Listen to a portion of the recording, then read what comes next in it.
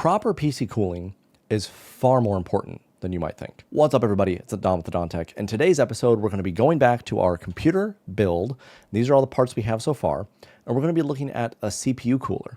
We have an Core Ultra 7 to cool in a Phanteks NV7 case on a Asus Strix ROG Z890-E motherboard. So when you're going to pick a cooler, you want to make sure you're going to be sticking with brand, reliability, compatibility, longevity, and then just knowing that it's going to fit all of your needs at the end of the day. If you watched the NV7 case video, you can tell that we can have several different configurations for an all-in-one cooler. We're going to be sticking with 360 millimeter, which is going to be three 120 millimeter fans side by side. So 120 times 3 would be 360. Nice, easy math. It's fantastic. With that in mind, we know that the NV7 can fit that configuration either on the side of the case or on the top of the case. We're going to be sticking with it, putting it on the top of the case in this particular build. Configuration doesn't really matter that much. It's just kind of explaining the foreground of what's going to be happening for this particular part that we're going to be searching for. On Newegg, we just go ahead and go to the beautiful little section here where we're going to sort by fans and PC cooling. We're going to be going for where's it at? Water cooling and liquid cooling. We're going to sort by sold by Newegg. And very quickly, I have extensive knowledge when it comes to repairing computers and upgrading parts and components and everything there. The only pumps that have an extremely low failure rate that I've seen out of any of the other pumps that exist are Corsair. And for that reason, I'm going to be sticking with Corsair. I have had, you name it, the MSI, the Asus, Deep Cool, Be Quiet, NZXT if I didn't say those already, Leon Lee's, and any other manufacturer you can think of, they've come in with pump failures. Corsairs, I have had pump failures on those, but normally when Corsair pumps fail, it's going to be outside of the 5-year period, outside of their warranty.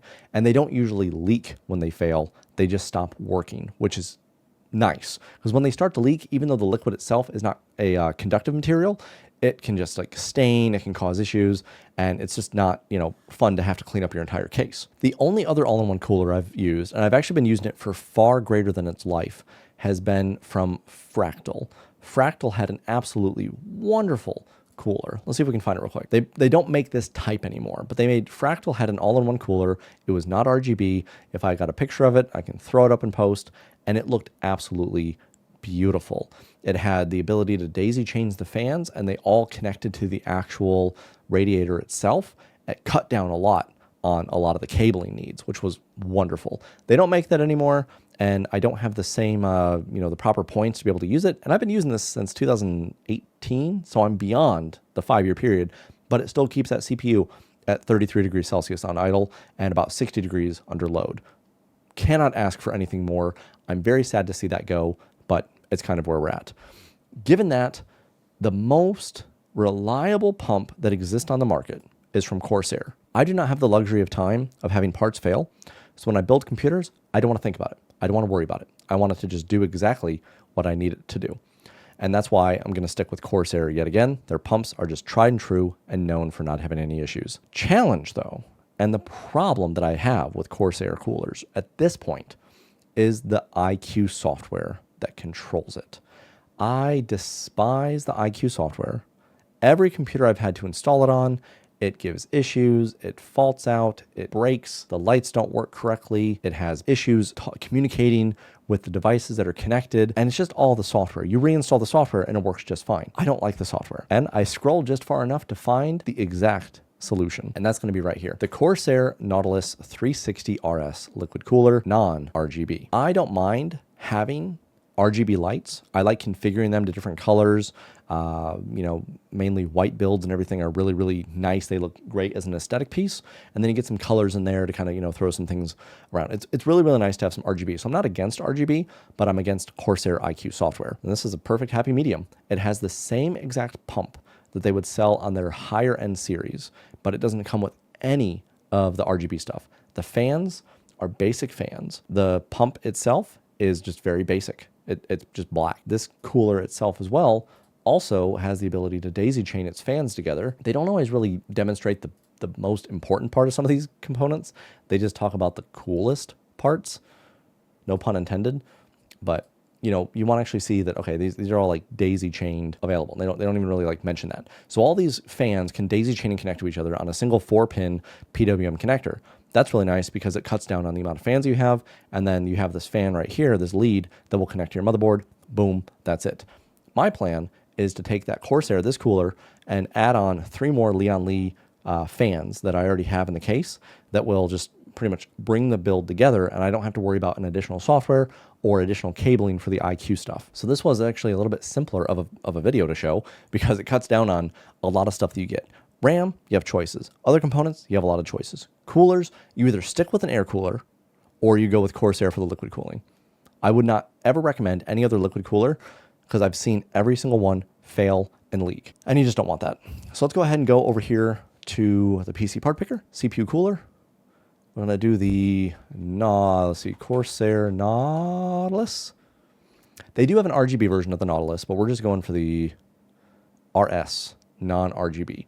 Not only does it keep the cost way down on that component, it keeps everything simple because no Corsair iCUE software necessary. And if you wanted to add additional fans to your case and you want to stick with some of the fans themselves, I'm trying to get enough fans together to be able to do a comparison video between Corsair's specialized fans that are on a lot of their components, you know, not the iCUE ones, but if we go back and we, you know, these Link fans, the fans look beautiful. This computer right here, for a whole different reason, has this exact H120 in it without the LCD actually, so it's not quite exact. And it has these fans. The fans look really, really nice. Those fans are very nice and they look nice, but you have to use iCUE software. I really like Lian Li because the software is very simple. The fans look very sleek and modernized and very nice without being too overpowering. They look like an addition, not the main attraction. And they cool and have wonderful static pressure and can move a lot of air. That is also important when it comes to this, but having any fans inside of your computer and filling up every single slot where the fans are at is much more important than not adding anything like that at all. So definitely recommend that you have all the fan slots that you can. So if we go with the Fantex, you know, we go back, we're going to search up for the Fantex. We're going to actually go back to the other case that we found. Haven't done this in any of the other videos. We're going to look at where all the case fans can go. So let's see here. What's the best? This just lets us count a little bit easier, right? So if this one, we can add 1, 2, 3, 4, 5, 6, 7, 8, 9, 10, 11, 12. 12 fans. Let's get our handy-dandy calculator out, which won't show up. We do 12 times 30. That's how much fans typically are on average, $30 a fan. You're looking at $360 just in fans. I'm sorry, how much is $360? That's the same price as the processor, more than the cooler, more than the board, more than the RAM, more than the SSD, and more than the case. What is happening with the computer components nowadays that they are so daggone expensive? So I have a lot of those fans already that we'll be using in this particular build. And when you buy the nice fans and they last for a long time, that's good. Back in the day, you were able to buy some Corsair ML fans, like magnetic levitation fans, 120s, 140s. They're maybe 15, 20 bucks a fan. So still pretty expensive, but those were the premium, really, really good fans. Now, Lian Li and others have fans that are like $50 to $60 a fan. So don't skimp on the fans. You don't have to buy the pretty RGB things like that, though. Only do that if you can afford it or if you already have them. But otherwise, if you have to stick with just the basic fans for $30 a kit, you know, of 3 for fans, because you need to buy 12 or however many you need to buy, there's no wrong in doing that. You just want to make sure you have fans because that's much better than not having any fans. And that will allow all the airflow to go through the system. And in this particular case, as we're talking about, the side here that has these 4 fans will act as an intake. So they're going to be bringing cool air in from the outside into the case. These bottom fans will act as an intake as well. So they're going to be bringing in cool air from underneath and blowing it up through the top. These fans are going to be an exhaust on the rear. So that means they're going to be taking the hot air and exhausting it from the case. And then the top fans here will also be an exhaust fan. So as the cool air comes in and through the GPU, it will be heating up through, and then the top will be exhausting all of that hot air. And same with the cool air coming into the sides. So you have really good static pressure in the case. You're going to have really good airflow in the case. It's going to keep all your components nice and cool. But if you get rid of that and you only have the fans on the top and the fans on the side, you don't have any way to bring cool air in. You can be exhausting the hot air, but you don't have any way to refresh and get new air in the system, and you can have a higher chance of your components burning out and giving you problems. So that is the end of this particular video for the fans themselves. Tell me what fans you're using. Show me pictures of your build. I would love to see it in the description, not in the description, in the comments down below. Thank you so much for watching this video. The next video, because I have to look at my notes, is going to be the graphics card. Ooh, that'll be kind of a fun one. So the GPU of what's going inside of our build, what I recommend and why. Subscribe to see more of these videos. Give it a like if you found it helpful. And remember, the Don's got your back.